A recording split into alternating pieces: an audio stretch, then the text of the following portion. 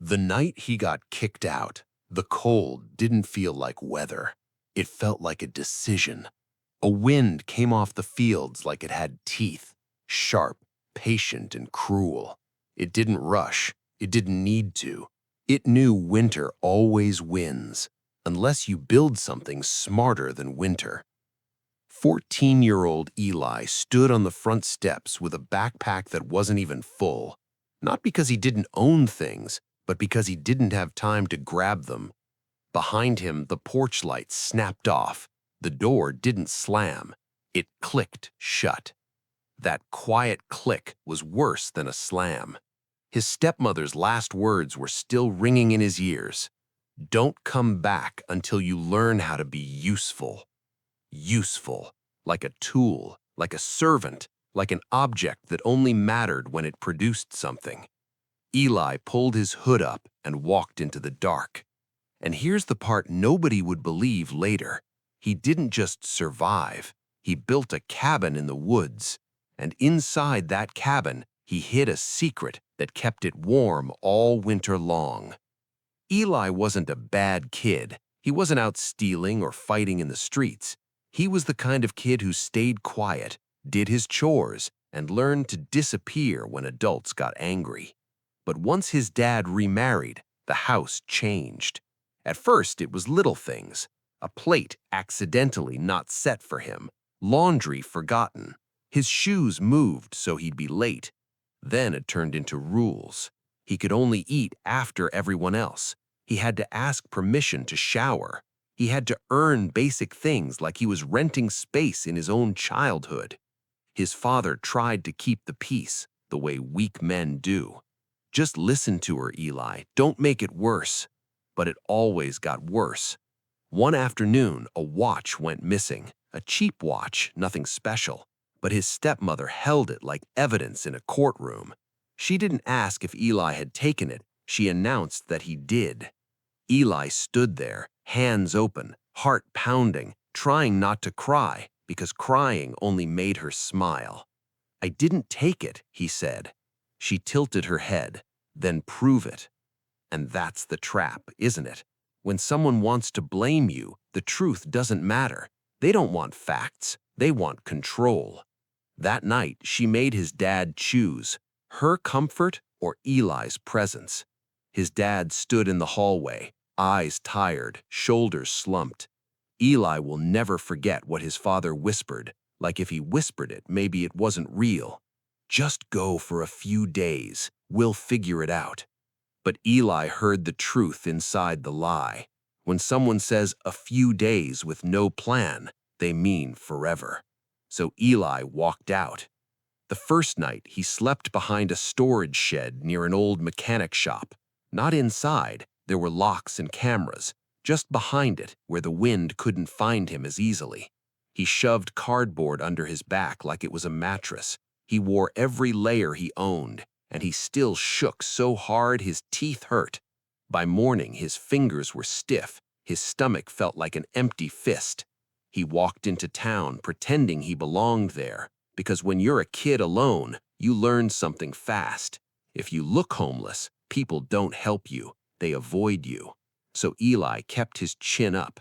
He went to the library because it was warm and no one asked questions.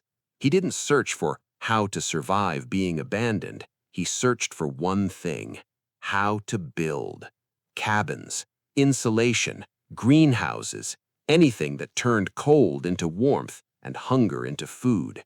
Because Eli realized something that scared him. Nobody was coming to save him, so he'd have to build the kind of life that didn't require saving. On the third day, a librarian named Mrs. Hart noticed him.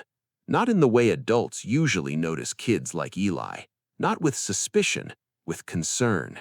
She didn't corner him. She didn't interrogate him. She just placed a cup of hot cocoa on the table like it was normal. Library staying open late, she said casually. Cold week. Eli stared at the cup like it was a miracle he didn't deserve. Then she slid something else across the table, a small flyer for a local workshop. Community Skills Barn, basic carpentry and tool safety. She tapped the paper gently. People can't take skills from you, she said. Once you learn them, they're yours. Eli swallowed hard. He wanted to say thank you, but the words stuck. So he just nodded, because sometimes nodding is all you can afford emotionally. That workshop didn't fix his life overnight, but it gave him the first brick of something bigger, a way forward. Eli had one problem. Shelters were crowded, foster systems were slow, and the streets didn't care that he was only 14. He needed a place no one could kick him out of. Not a house, not a room, a home. He remembered his dad once mentioning an old patch of land that belonged to Eli's late grandfather. Wooded, forgotten, not worth much. No one visited it. Eli walked there one afternoon, following a cracked dirt path until the town noise faded and the trees started to swallow the sky. When he reached a clearing, he stood still. It wasn't beautiful, but it was quiet. The kind of quiet that doesn't judge you. And Eli said the first honest sentence he'd said in days. "This is where I start." The first week, Eli didn't build a cabin. He built a plan. He mapped the sun's path like a scientist. He learned which side faced south, which direction the wind punched hardest. He scavenged like his life depended on it, because it did. Old pallets from behind warehouses, scrap plywood, bent nails he straightened with a rock, windows thrown out during a renovation. He dragged everything through the woods piece by piece, hands raw, shoulders aching. He didn't have a truck. He didn't have money. He had stubbornness. And stubbornness can be more powerful than resources if you're willing to suffer for it. At night, he slept under a tarp stretched between trees, listening to branches creak like the forest was warning him, "You're too small for this." But Eli didn't leave. When he started framing the cabin, he made his first big mistake. He built it too big. It sounded smart in his head, more space, more comfort. But on the first windy night, the cold poured through the gaps like water. His tarp's shelter was warmer than the cabin he'd built. That night, he sat inside the half-built structure, shaking, furious, humiliated. And in that moment, Eli almost did the thing everyone expected him to do, give up. But then he remembered his stepmother's voice, useful. Eli looked at his hands, cracked, dirty, trembling, and he said out loud to the empty cabin, "Fine, I'll be useful." Then he took his own cabin apart. Not all of it, just enough. He rebuilt it, smaller, tighter seams, lower ceiling, a sleeping loft to trap rising heat. He learned what survivalists already know. Small means warm. Tight means safe. Once the cabin shell stood solid, Eli began the greenhouse. He didn't build it separate. He attached it to the cabin's south side, like an extra lung.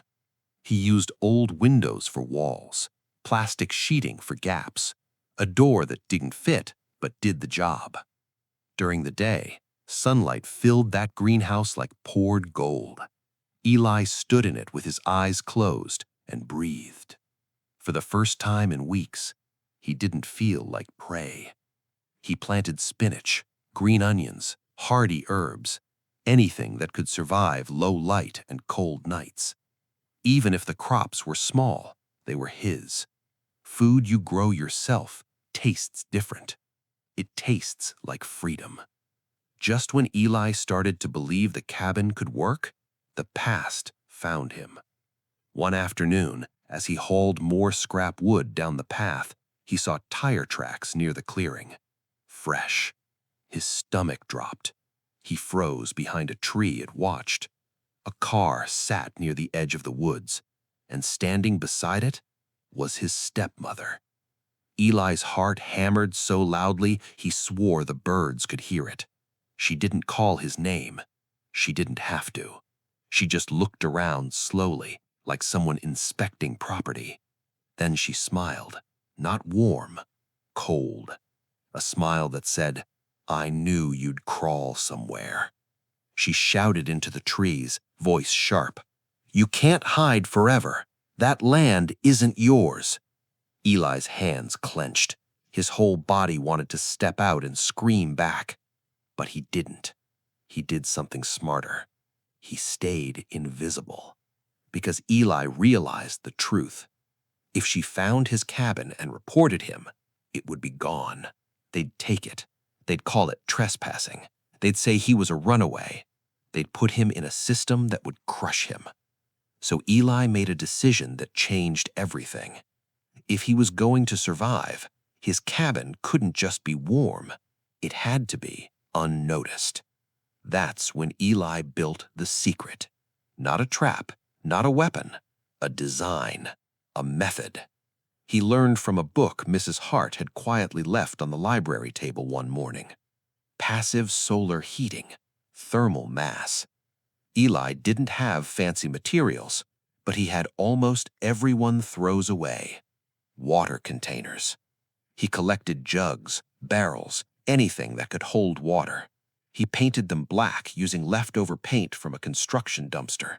Then he lined them along the back wall of the greenhouse, a dark army of silent heat stores. Here's why it worked. In the daytime, the sun heated those black water barrels. Water holds heat for a long time, so when night came and the temperature dropped like a rock, those barrels released the stored warmth slowly, like breathing. But Eli didn't stop there. He sealed the cabin like a cooler. He stuffed gaps with cloth, foam, anything he could find. He layered the walls, wood, airspace, more wood. He created a tiny entry space, an airlock, so opening the door wouldn't dump all the warm air outside. And beneath his sleeping loft, he built a simple bench packed with stones, another thermal mass. Not pretty, but when it warmed up, it stayed warm. The first night after he finished, a storm hit. Wind screamed through the trees like it was angry Eli existed. Snow tapped the roof like fingers. Eli sat inside the cabin, watching his breath, waiting for the cold to win. Midnight, still warm. 2 a.m., still warm. 4 a.m. Eli woke up and realized something unbelievable. His hands weren't numb. His feet weren't ice. The air felt safe.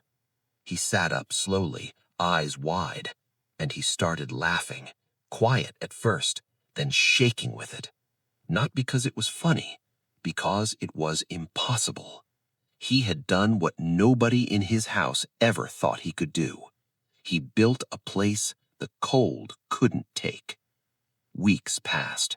The greenhouse fed him small meals, not feasts, but steady. Spinach and herbs became soup. Green onions became flavor. A few potatoes he traded for became survival. One night, the cold dropped to its worst. Everything outside froze solid, even the creek. Eli stepped into the greenhouse at dawn, expecting frost death. But the barrels were still warm to the touch.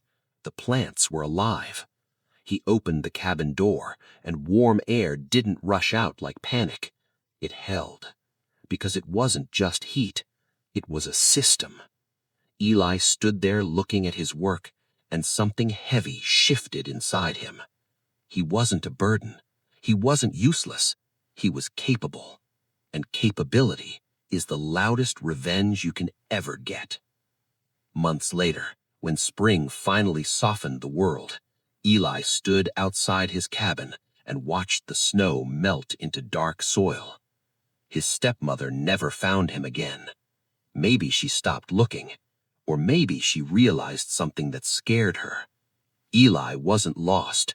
He was building. And the truth is, some people hate seeing you build a life they couldn't control. Eli looked at the greenhouse windows catching sunlight. He looked at the cabin walls that held heat like a promise, and he whispered something he'd never been allowed to say in that house. I'm home. Because home isn't where you're allowed to stay. Home is where you can survive and grow. If this story hit you in the chest, Don't just scroll away. Like this video so more people who feel alone can find it. Subscribe for more survival stories, resilience tales, and real lifestyle comebacks that prove you can rebuild from nothing. And tell me in the comments, what do you think Eli's secret was at first, before the reveal?